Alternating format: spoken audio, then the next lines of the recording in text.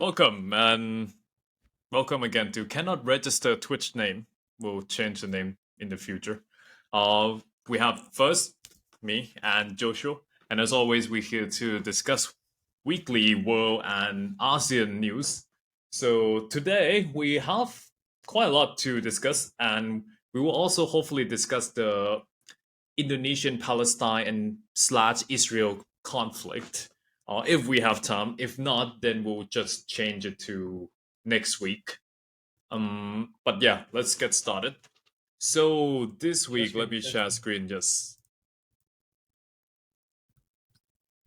this week we have rising COVID cases, which I don't know. It's so for context, right? There's rising COVID cases across ASEAN countries, I mean Asian countries, and there's some fake news in Thailand, but overall, based on Singapore and other countries, the new wave is not really putting much weight onto the healthcare systems, as we've written.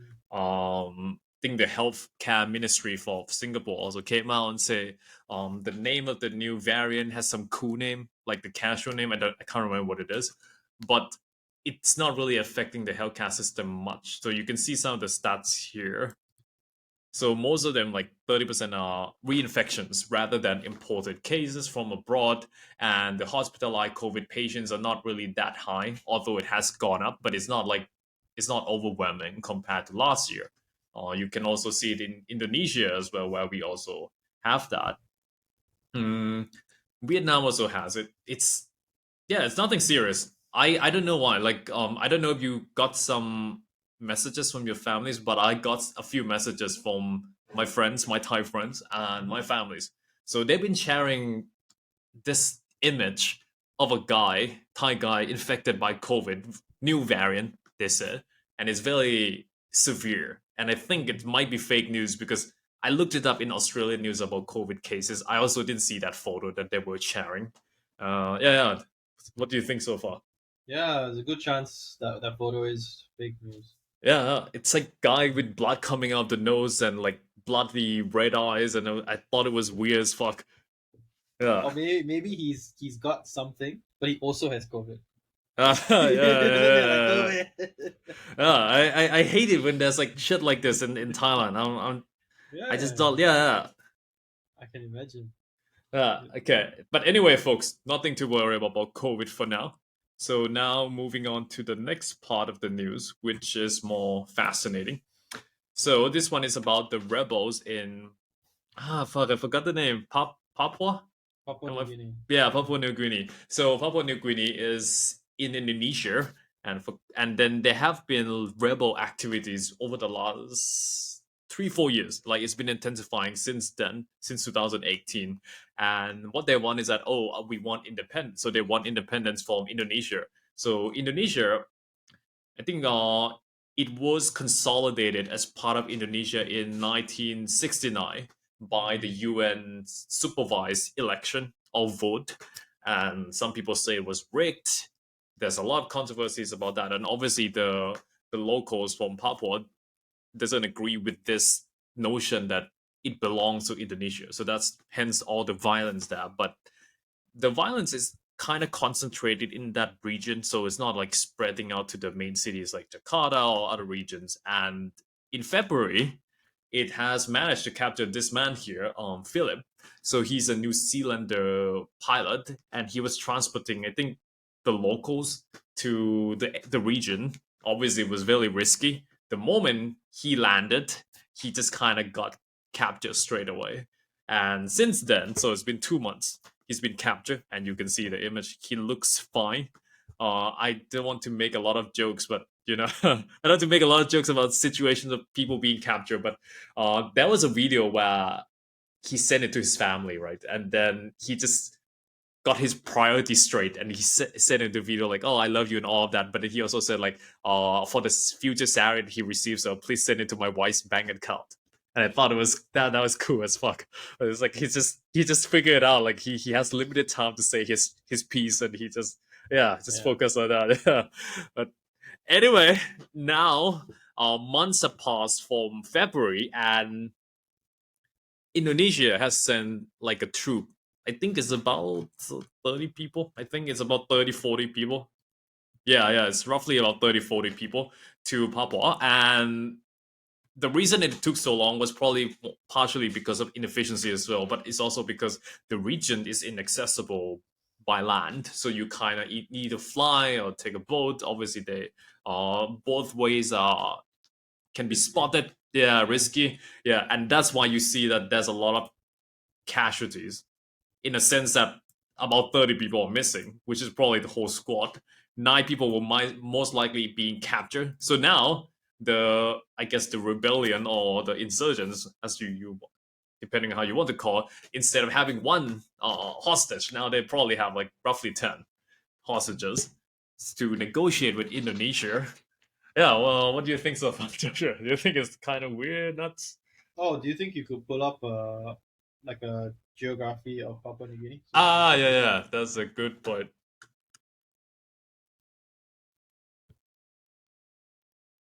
Mm, let's see.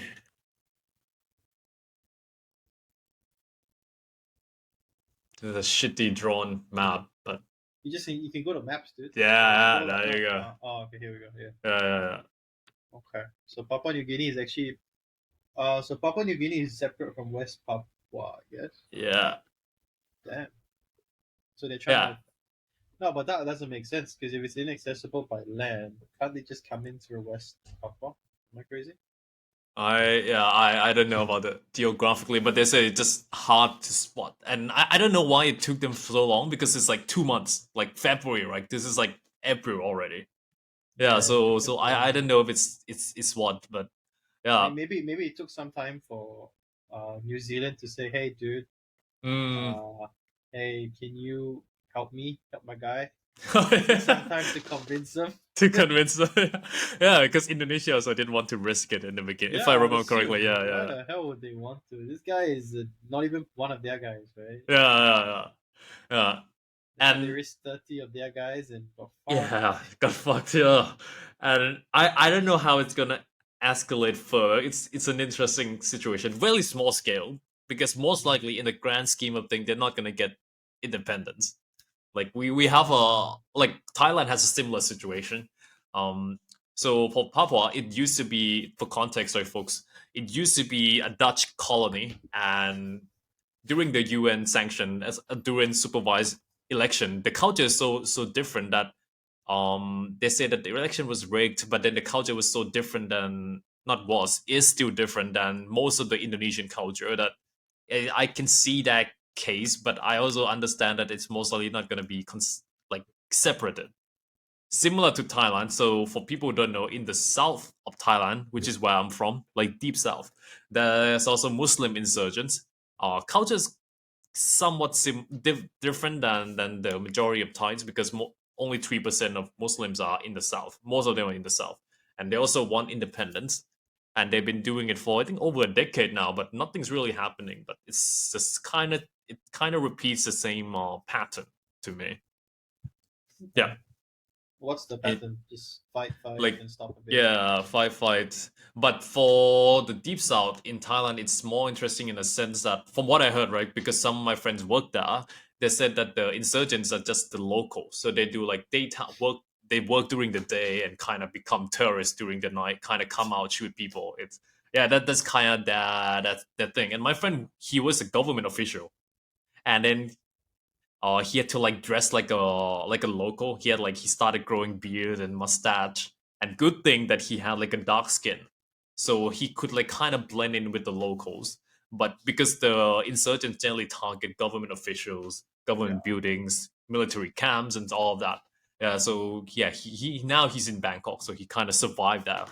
But he was there for like a few years, and he was scared. Yeah, No, I can imagine. That would be yeah, scary as fuck. I wonder how he got to work. Or maybe he was nice enough, COVID, work from home. yeah, yeah. Because I Sure. imagine they're like camp out the Yeah, government true, offices to like true. scout for people, right? And all that shit. Yeah, true. Yeah. Anyway, moving on to the next part of the news, which is more on Malaysia. So for Malaysia, we have this one, which is quite interesting in a sense that it's a movie studio, and they say it's like a.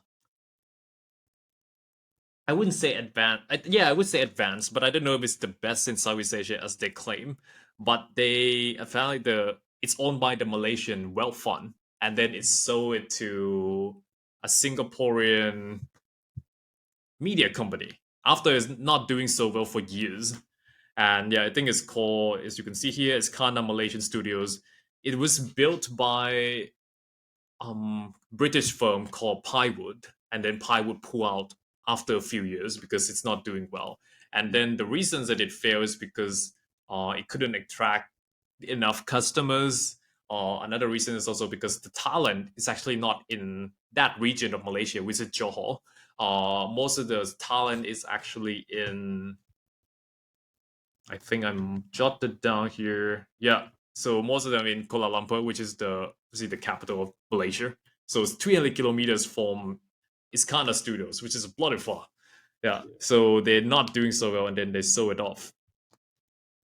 And I think, Yeah, and sorry, interrupting. And the reason that people are kind of angry is because first that it's a cheap sale. So if you look into the price, the initial price was like 120 million USD, and then it was got sold for like 8 million, and then it was staged by the Singaporean firm, and this kind of upset Malaysians as well because I don't get it like from your perspective. You think like Malaysia is competing with Singapore because I wrote it as it's rivalry because I'm basing it off from the source, right? But I don't know how do you see Malaysia as a rival or what? in what sense though? That's the Yeah, question. yeah. Like, what do you It's mean like, by rival here? Like regional yeah, yeah, rival, sure. yeah, sure. But like, yeah, I mean, just because you're next to each other, Yeah, right? yeah, And there's always the standard Malaysia Singapore like soccer matches and all that shit that happens that gets people hyped up. But apart from that, I don't. That's the main rivalry that goes on. I mean, Malaysia's not exactly happy about the current situation, which is where Malaysia's got all the water, right? mm, But they can't drink it, because and therefore they have to send they sell Singapore their water. yeah, Singapore purifies their water, and then yeah. sells it back to them. And they're like, Yeah. "Fuck, I gotta buy back my own water from these fucking." Yeah, I mean, So there's a lot of like shit mm, that, yeah, both sides. I think it's more from Malaysia side a lot more because Singapore's in a way winning, so mm, yeah, Malaysia seems to hold more of a grudge. yeah. Actually. I see. That's an Yeah. interesting point. And yeah, once again, the article also goes into details that it echoes this because it was the movie studio was owned by Malaysian sovereign wealth fund, and then it echoed the similar thing where the same wealth fund, the sovereign wealth fund, also sold the not so profitable business to another Singaporean company. So it kind of echoes that sentiment and like, oh, why did we fuck up again? That kind of attitude. Mm. So yeah, it was interesting, and I did the it also mentioned about how it fails because mismanagement and because of the lack of marketing, particularly. Yeah.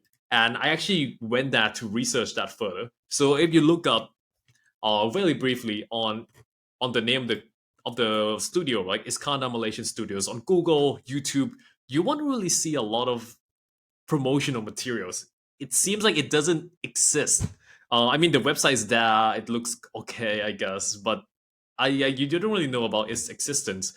I mean, it's actually did some work for shows that I seen. Like I seen Marco Polo. I thought it was Oh a yeah. pretty good show. Yeah, yeah. I didn't know that. I feel like it could have promoted more. I didn't know it did Crazy Rich Asians. Yeah, I'm surprised that it could have promoted more. So we still don't know much of the story, how if it was mismanagement or if it really because of the logistics. Because another part of the story is that it's also impractical in a sense that, as I said earlier, right, it's quite far from Kuala Lumpur where most of the entertainment talent is there. So flying them from Kuala Lumpur, because most of them would live there, right, to this studio would be costly. So the fact that it's, even though it's in Malaysia and stuff, it's still not worth it, I guess. And another addition is also because of the country. Malaysia is not really known to support the film industry. in a sense that it has a strong censorship. So in the past, there's a few movies. One I think you and I might have talked about in the past where one was what's it called? I can't remember the name of the movie, but it was banned because the movie was exploring about grief, and the character, the protagonist, was like exploring whether to leave Islam. So that's why it got a lot of shit. Like the director got like death threats and all of that. So there's a strong conservative Muslims in Malaysia still, which is similar to Indonesia. So I think that's some of the reasons that the studio failed. Yeah. Any thoughts on this? I mean, it's interesting that they're doing it as a fire sale and also like a Mm-hmm. quick one. That's interesting. I wonder why. Yeah, it's You know, because sovereign wealth fund, they can, I don't know, they feel like they have the money to turn it around, maybe they just but felt they can't do much, so just screw it. yeah. But like they shoved in 120 million, right? That's Mm, insane. yeah. Fuck. 8 million is like a price that I guess like a normal individual, like a wealthy individual could have gotten it too. Yeah. Uh, that's, anyway, I mean, it's moving insane, on. like what's happening. Like it's a bit Oh yeah. sus as well, just because of how cheap they sold it. There must be something going on behind the scene. I can't Mm-mm-mm. imagine they're just like, okay, just sell whatever, just Yeah. get rid of it. Yeah, so now it's like bringing a lot of attention to the current government, even though it's not really the current government's project, but it's part of the former governments, and that former president is now not president or prime minister is in jail now. So yeah, I guess like you said, it's kind of sus. Yeah. Yeah. Moving on to another part. This one is about Singapore. It's a little darker story. It's about how Singapore is to hang a man for helping someone to smuggle 1 kg of cannabis. Um, for people who are not familiar with Singapore's harsh regulations, so Singapore and a lot of Southeast Asian countries are quite harsh in terms of how they deal with drugs. So Singapore is obviously known for that. And this one is going to be the first execution since the last one, which was in October 2022. And obviously, activists don't like that. There's always ongoing debates, right? Critics would say that okay, death sentences only catch the low-level drug smugglers, so it doesn't really stop the syndicate. Obviously, we don't know that for sure. Singapore government says obviously it's to protect the citizens and so on, and all these people who are being executed get their legal rights as per the Mhm. law. Yeah. What do you think about this? I think we might have discussed it before as well, but I also want to hear your thoughts again. About which part? Yeah. Do you feel like it's too hard? Do you feel like it's kind of okay? I feel that Singapore's laws Mhm. are quite. I mean, okay, if a Western person were to come over and take a look, they'll be like, "This is insane! Like it's Yeah, so strict." yeah, But Singapore's been this way since basically like when it was established, yeah. right? So and also they've never tried to hide these laws. They're very open about it. So like if someone Yeah, comes and they know the risks, you know, yeah, yeah, it's like you know the risk. So if you get caught, you get caught. If you don't, you make a huge amount of money because of how mm, risky it is. yeah, So yeah. I'm Mm, all for it. Like hang him, whatever. It's just the law. yeah, yeah. I agree as well. Unless there's a way to really reform the criminals, I think it's better to stay harsh because, like you said, right, it's not like a secret law that like, oh Mhm. fuck, now you're gonna be executed. This is like, oh, you know the risk. It's quite clear. Yeah. Uh, yeah. I mean, I also get the activists' perspectives as well that oh this is quite harsh if you compare to other developed countries. um Weed is decriminalized, even Thailand has done so, but I also get the point of Singapore as a small country to kind of Mm. have things quite tight. So yeah. Yeah. And I actually agree with the critics about we've probably only caught low level drug smugglers mm, because I'd assume the bigger guys don't want to come here just for mm. the risk is like just send the guys in, just let them handle it.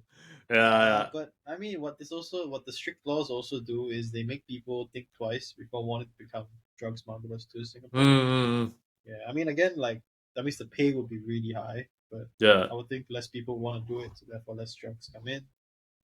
Again, just I kind of agree with the Singapore government here. Like, Mm. just harsh laws solves it. Yeah, yeah, I agree because if it's not hard, then you would have it will become more casual. Like Mm. in Thailand, in my hometown, which is Hat Yai, near the Hat Yai is a town called Sadao, and it's very well known that between the border of Malaysia and Thailand, that Malaysians or whoever like would cross to Thai side of the border and just kind of do drugs and drugs that are Mm. quite like well known. I mean, obviously, there's government intervention, police, and all of that, but it's still well known now. Like I heard it recently from a friend that is still ongoing there. So yeah, so once again, this is like a very different reality, like between Thailand Yeah. and Singapore. Yeah. Oh, and to give a bit more context on how strict Singapore is, Singapore citizen Hmm. cannot consume drugs anywhere in the world. It Ah, I doesn't heard matter that. about the local laws. Singapore citizens aren't allowed to. So, if you were to, for example, go to Amsterdam, do some drugs, come back, you get tested, Uh yeah, you're treated as a drug taker. yeah. I seen the case of what's it called, the swimmer. Oh, schooling, Joseph Yeah, Schooling. schooling. So for folks who don't know, like, schooling drugs, Singapore. I didn't type his name correctly. Yeah, so this guy, he's a famous Singaporean swimmer. I think he got what's it called? He won the Olympics, right? Yeah, yeah, Yeah, he yeah, won one of them. Yep. yeah, yeah. So he won one. I think it might be the Olympics. Feel free to check that. But he won, and then he I think he took cannabis overseas, and then he admitted it.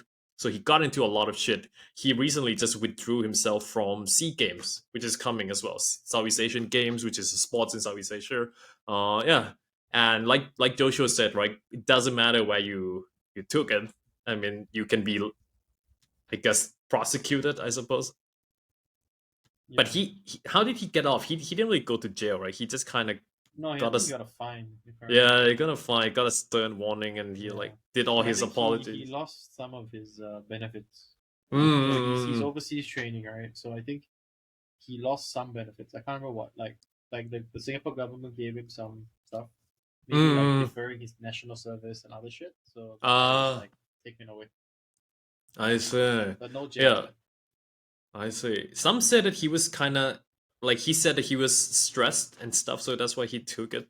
Mhm. Some people say he like just lost his father, so that's why he kind of took it. I don't know, but yeah, it's just be careful for Singaporeans, I guess. Yeah, But be careful. mhm. Or don't admit like he did. But Yeah, don't admit the yeah, shit.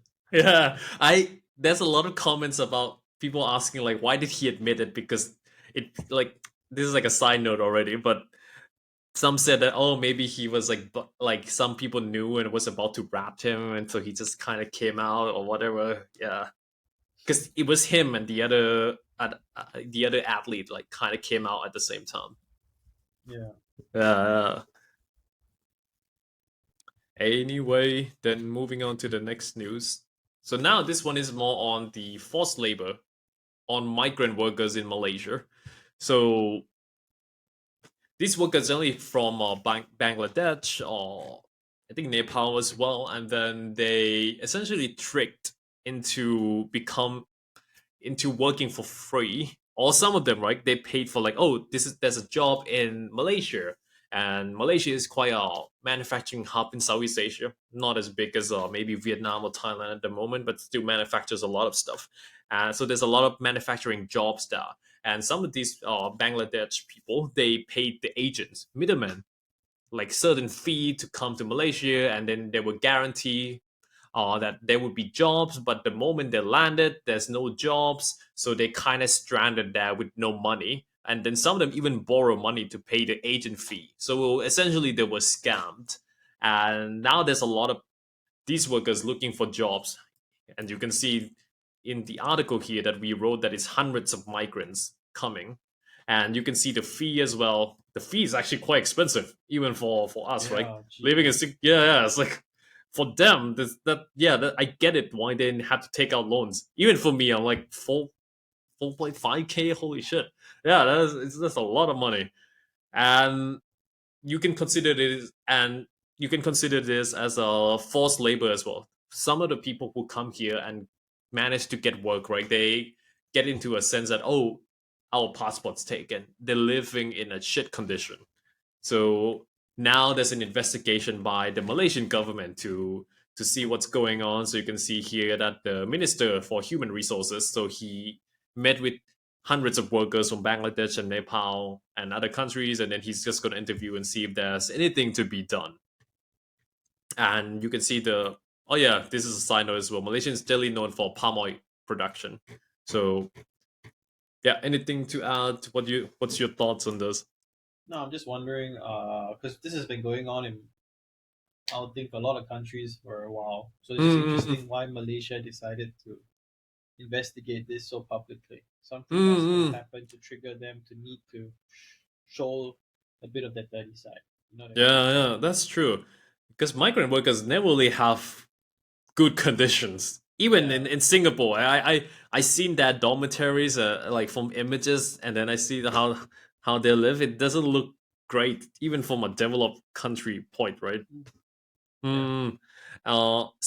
I have a theory that it could be because of Malaysia's labor shortage, which is ironic in a We sense have a that labor shortage in yeah, Singapore. yeah, I actually, I might have some links open, and I also was researching earlier as well.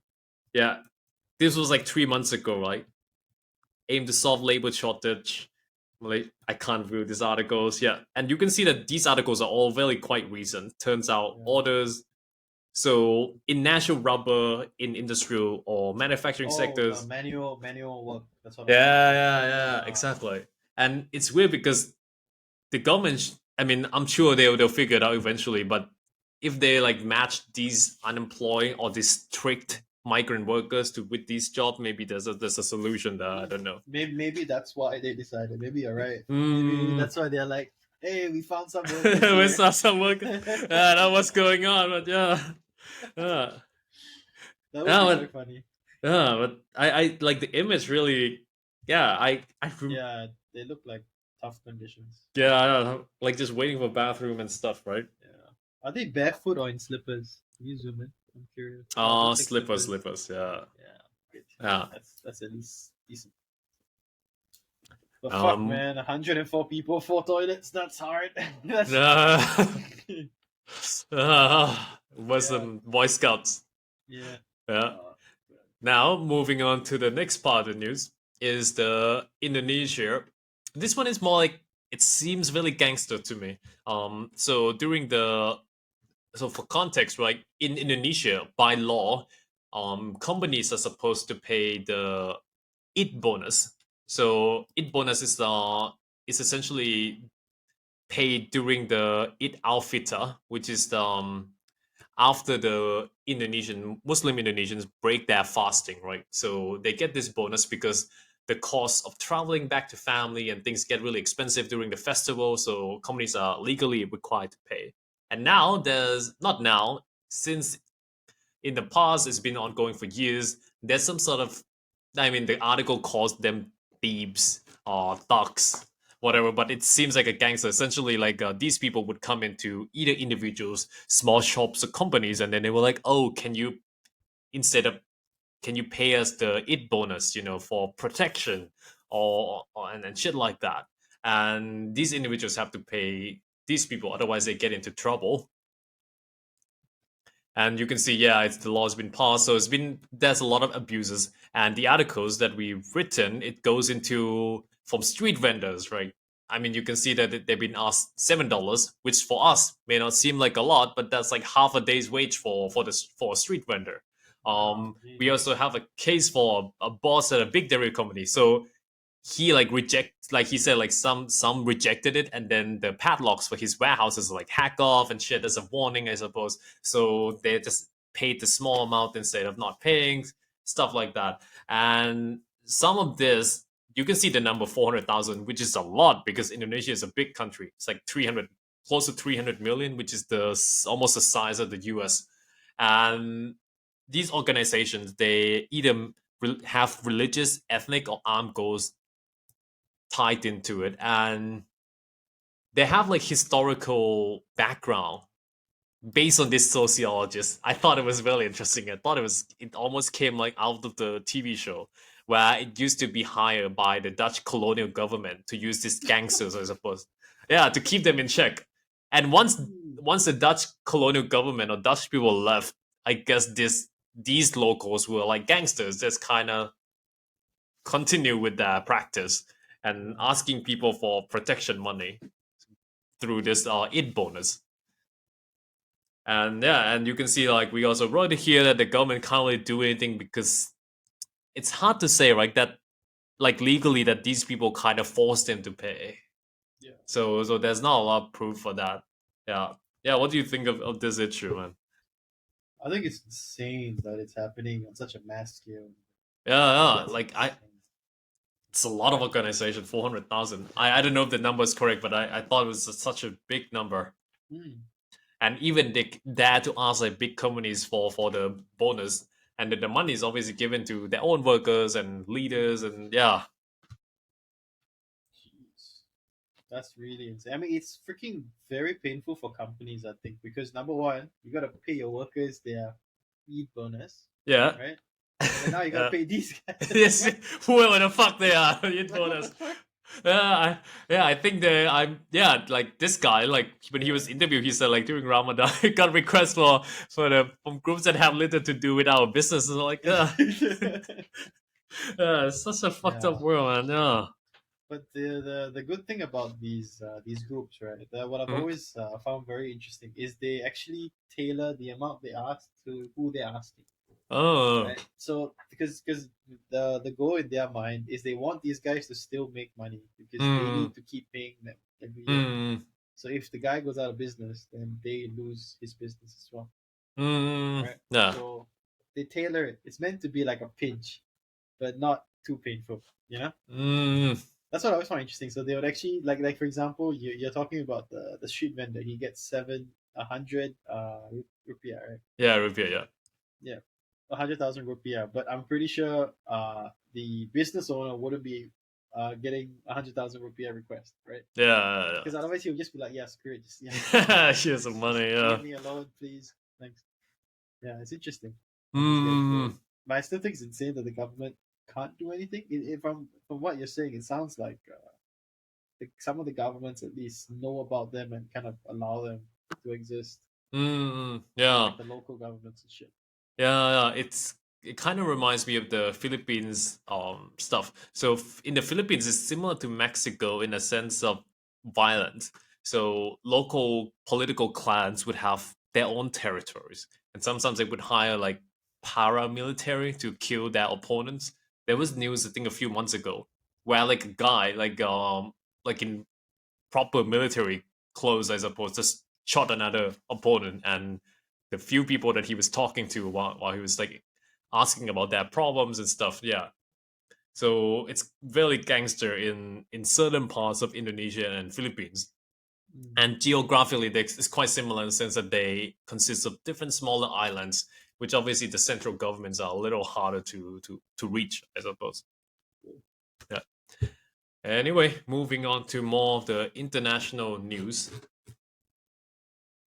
Mm, this one first. I thought it's interesting. So this one is more like how domestic companies are now like Chinese people now prefer domestic cars rather than international cars, especially in the electric vehicle space. I Hmm. mean, I think one exception that the article mentioned is Tesla, where it's still quite popular, but overall, just Chinese just prefer their domestic companies instead. Hmm. Hmm. Interesting. Nothing to add. No. I'm thinking uh, about it. No, not nothing. I think this uh, comes from our last podcast together last week. We yeah, talked yeah. about how China owns a bunch of lithium mines in Indonesia, and Yeah. I would think they probably own bits and pieces of different resources in different countries just from like how much debt they own, right? And how much like Mm, certain countries gave them certain things in exchange for probably writing off the debt or writing a part of the debt, right? So they own mm, like all sorts of shit. So I can only assume how much this factors into their cost of production, yeah, yeah, right? So my thought is probably they are cheaper, right? Because first they're made locally, right? Domestically. yeah. So True. perhaps it's also a price thing for the Mm, local guys, you know? true, true. That's a really good point. And I think a lot of countries are now pushing for EVs. Electric. Yeah. Yeah, so you can see the European Union and California. So by 2035, which is quite soon, I think it's about a decade, every car is supposed to be EV. We're gonna need to wait and see the supply chain on that. Because a lot of these raw materials are minerals. Yeah. We do not know how finite they are yet, but a lot of them have. I mean, a lot of them are conflict minerals in like Africa and Yeah. so on. Yeah. Yeah, I yeah. remember we talked about it a few weeks ago actually. Yeah, How insane. Like electric cars are great, but they're costing their lives, right? It's really messed up the yeah. conditions people work in. Yeah, and it's weird because like some of the investigative journalists really pushing for the agenda, like oh, there's this thing, but it hasn't really come up in major news media yet. I would assume it's because it would go against the agenda, which is they Uh, want people to use electric cars, mm, right? And yeah, if you believe Andrew Tate, the governments are pushing this because yeah, electric cars have an on and off switch that the government can control. So if you piss them off, they'll just switch off your car and you can't run. that's That's this next is next his state. theory. I found it funny. I was like, shit, that is possible. Yeah, I The mean government. the CIA will get into that eventually. Yes. Oh god. And I mean, on a side note, right, there's hope still. There's new type batteries that do not require some of the minerals that are being produced in Africa, Mm. which have human rights issue, but it will reduce performance of the battery and hence the cost. So we need to wait and see how it all turns out. Yeah. And I think the next part will go by quite quickly is India same-sex marriage is under consideration. This is on the stage of the Supreme Court already. And obviously, there are multiple sides of the argument as always, because India is a big country. So, traditional government side is against same sex marriage, of course. So, you can see that they written a statement here that this is far from the country's social ethos. But Mm. the Supreme Court seems to be quite open minded. So you can see it here that about 5 years ago, which was a long time, right? They overturned a ban on gay sex between consenting adults. So that was like an opening for LGBTQ plus rights in India. Actually, I shouldn't have written it with dots like this, but anyway, yeah. Anyway, but if the law is passed, then India would be quite I dare say like a pioneer in Asia for gay rights, because a lot of countries in Southeast Asia, even Thailand, we still have really limited LGBTQ plus rights, even though Thailand is really well known for LGBTQ plus communities. Yeah, so it's quite interesting that India is actually going for it, and it's right from the coming from the Supreme Court as well. So Yeah. we'll update you on this. Yeah, any thoughts? No, just it's really cool. It also shows it's interesting, not cool. It Mm. shows that the Supreme Court and the government might not actually agree on a lot of things. Oh yeah, yeah. The Yeah. government got into a lot of shit. I think like there was a documentary about the prime minister. Can't remember Mm. his name. And then like the BBC was raided by by the government because of Mm. the documentary that was kind of criticizing some of his past Oh action. yeah, yeah, yeah. I remember this. Yeah, yeah, yeah. Yeah. Yeah. So But it for also folks who shows went, that. hmm. Oh yeah, no, continue. Go. No, it just shows that the separation of power that is key in democracies at least Hmm. exists in India. It shows Yeah, this. yeah, yeah. Go BBC. Produce more of these documentaries. Anyway, moving on to the next part, which is Sudan. So, for people who don't know, there's a war going on in Sudan between two generals. So, these two generals that used to be, I guess, buddies, did a coup together. actually scratch that. I'm not sure if they did a coup together, but essentially they in power together. And over the years, they kind of had a falling out publicly, privately, and it led to a war between these two generals. And you can see there's intense street fights and blasts. In these other articles, we also have updates on it where the US is actually trying to evacuate their staff, embassy staff, but then there's about almost 20,000 Americans who are estimated to be there. They don't know how to evacuate them yet, but yeah, millions of people are hiding their homes and so on. Jeez, without power or water, that's hard. Yeah, that's rough, man. Like there's a lot of war like in the African region that like we're not quite familiar with, right? So Yeah. this is quite, yeah. And now this is like this. It almost reminds me of like a medieval period, right? Where like, oh, two kings or two generals don't like us, so like let's go to war. Yep. Yeah, it's just weird to see it in 2023 Mm. still. But the situation for now, on the latest update, is that there's really no enough information. I think I'm quoting New York Times from a few days ago where they say like you don't know who's winning, who's losing yet. There's very limited information, so we'll need to wait and see on how it's gonna develop further. Mhm. But I almost always, whenever I see these smaller countries having infighting between them, right? It's Yeah. almost always there's a bigger play going on because there's probably a richer country backing one side and another richer country who hates the other richer country backing the other side. It's always shit like this. Like Yeah, it's like a proxy war. yeah.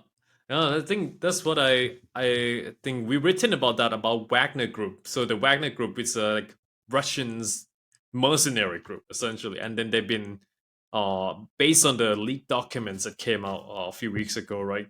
They've been kind of destabilizing American influence in Africa and shit like that. And obviously, I haven't read much about it, but it was interesting that that type thing is still ongoing. Yeah, I think I don't think it'll ever stop, right? Because people are vying for dominance over each Mm. other. Yeah, They're just trying to do it less like direct. yeah. Which links nicely to the next part, which is China's going for nuclear arsenal. So I didn't know that China has a lot of nuclear power. So I was reading this. I'm like, I actually double checked the number. I'm like, that can't be right. But the Pentagon actually estimates that China has 400 nuclear warheads. I don't know how significant that is. Like, I don't know what one nuclear warhead can do at this modern time. But China, nevertheless, has been building its nuclear arsenal significantly, meaning that they could rival, like, I mean, not rival, they will be standing next to the US and Russia. Instead of two powers become like three. I guess it's kind of like the romance of the three kingdoms, which is a Chinese non-fiction novel.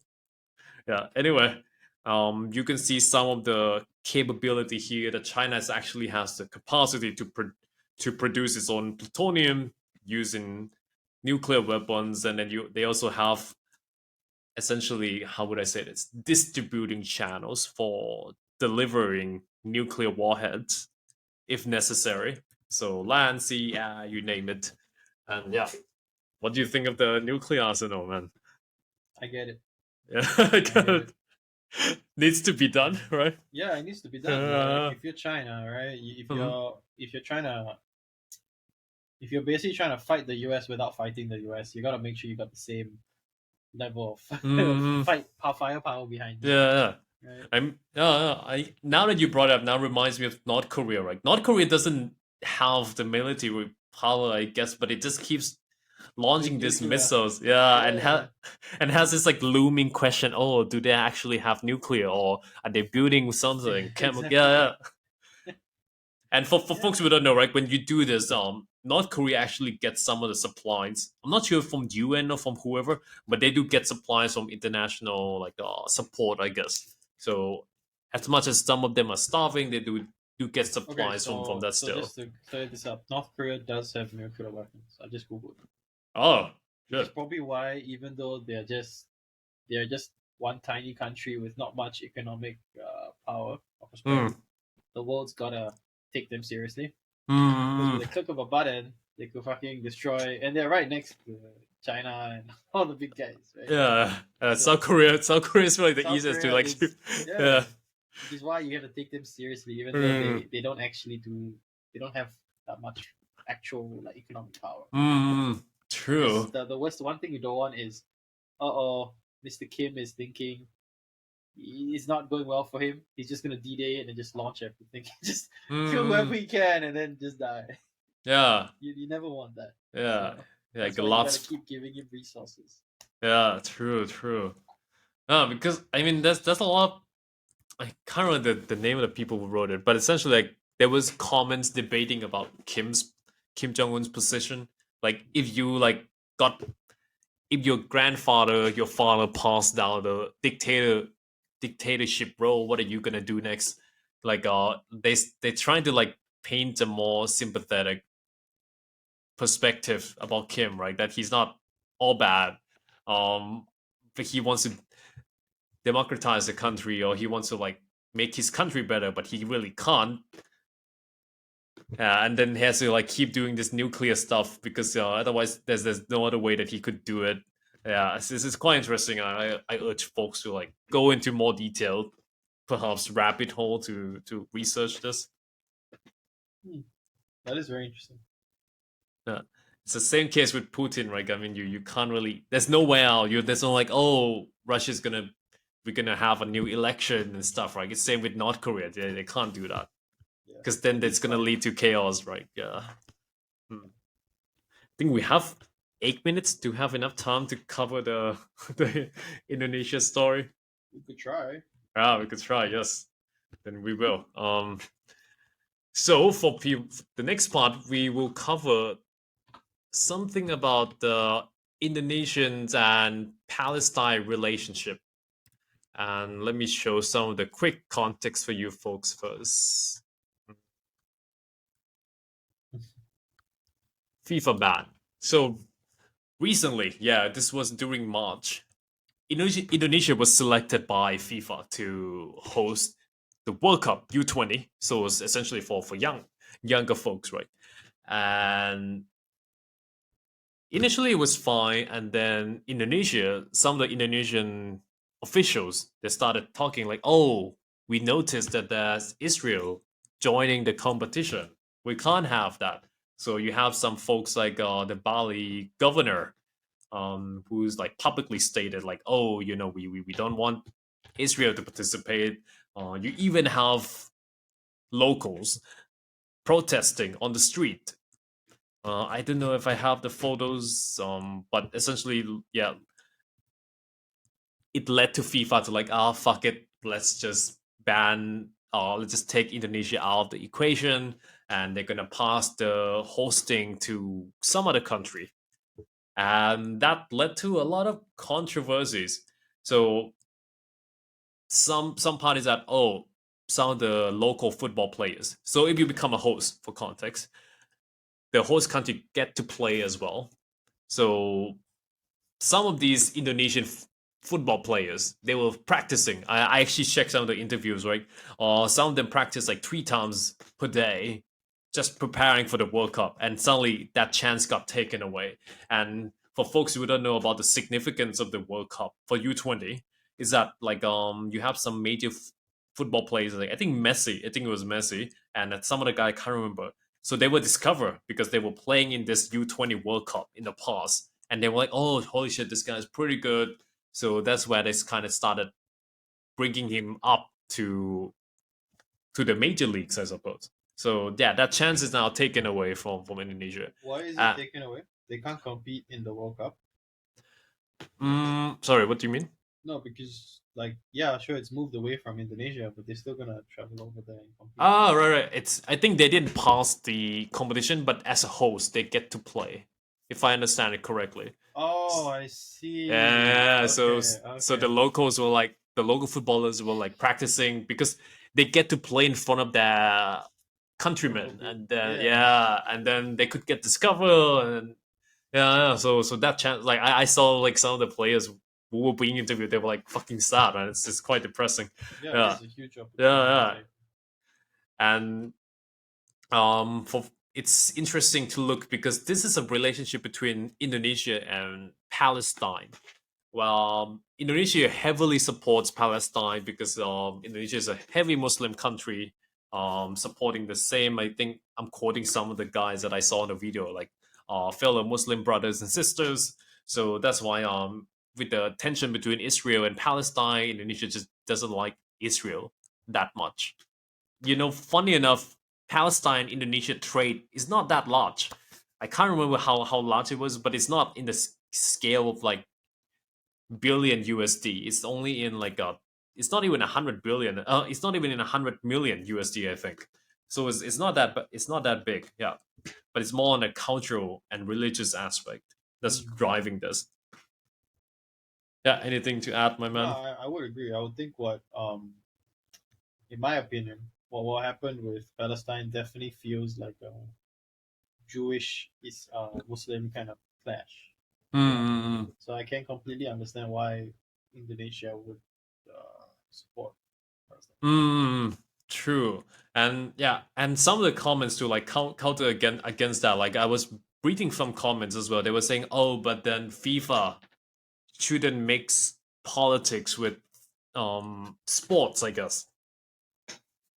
But on the other hand, this is quite a complicated issue. On the other hand, you also have Indonesia, where last year there was a riot in Indonesia. It's like a football match, and then led to like 125 deaths. I can't show you the video, but essentially it's just a lot of stomping, clashing, and so on. I think that might have occurred to FIFA as well. That okay, maybe it's a bit dangerous to host, to let Indonesia host, considering from last year as well, where they also had a mini fight, a mini riot there.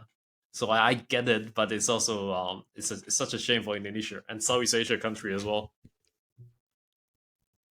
Yeah, no, but I sort of get FIFA's decision because Mm, you got to consider it from their perspective, right? Like, okay, so the Bali governor said he refuses to host Israel players, right? yeah. So who knows? Maybe if you just continue this plan to host in Indonesia, maybe Mm, certain other cities decide the same thing. And then now you've mm, got players coming in, and you got to guarantee their safety. It's got to be mm. difficult. You know what I mean? Yeah, It's yeah, such a risk. Like, holy shit. yeah.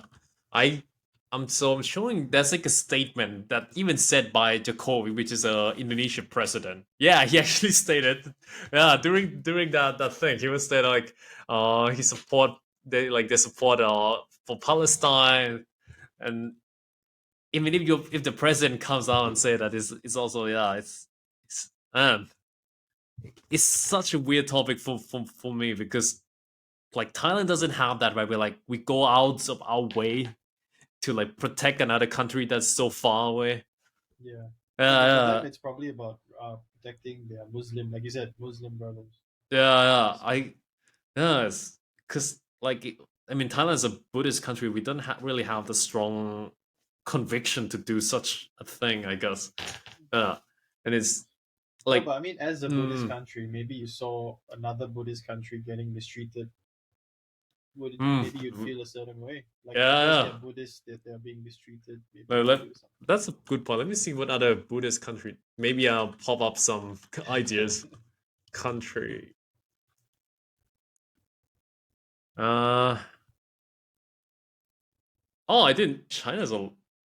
Oh, I didn't know China's got China. yeah, yeah. Yeah, I didn't know that. Japan as well. Oh yeah, Japan is like that one branch of Buddhism right there. Mm. Oh, I didn't know Vietnam as well. Holy shit. Huh.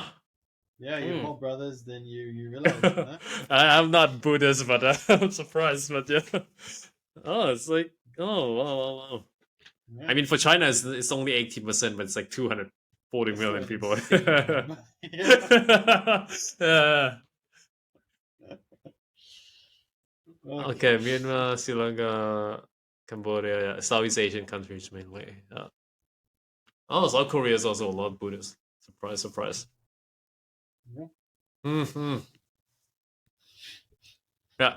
Anything else to add? I think we come up at the 1 hour Oh, mark. 1 hour already. Close. Yeah, Yeah, yeah, it's quite fast. yeah. No. For the Indonesia Palestine, I think FIFA.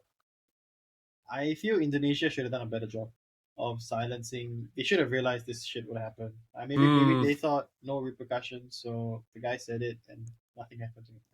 Yeah. So FIFA looked at it as like, all right, so he said that nothing really much happened, Hmm. more than like a slap on the wrist, right? To the Yeah. guy. So they're like, is it really worth the risk of hosting Indonesia? I Hmm. don't know. Because last thing they want is freaking protests and people coming and attacking the Israel team, like Yeah. the citizens. It's a headache. It's a headache for them. Yeah. Yeah, I so it's agree. I agree. FIFA doesn't have the I power. get yeah. Hmm. Similar. That reminds me quickly of the Russian Ukraine war. So there's like in fencing, there's a ban. They use no, not a ban. Like the fencing federation actually allows Russian fencers to fence, and there was like a protest from other fencers from different countries that like Russians shouldn't participate. Yeah, that's quite interesting. Fencing Russia ban. I wonder if there's news on that. Yeah, so has voted to overturn a ban on Russia and Belarusian fencers. Is Russia a fencing powerhouse? Yeah, they're pretty good. Yeah, I agree. They're actually pretty good. Like you seen them on the top three occasionally.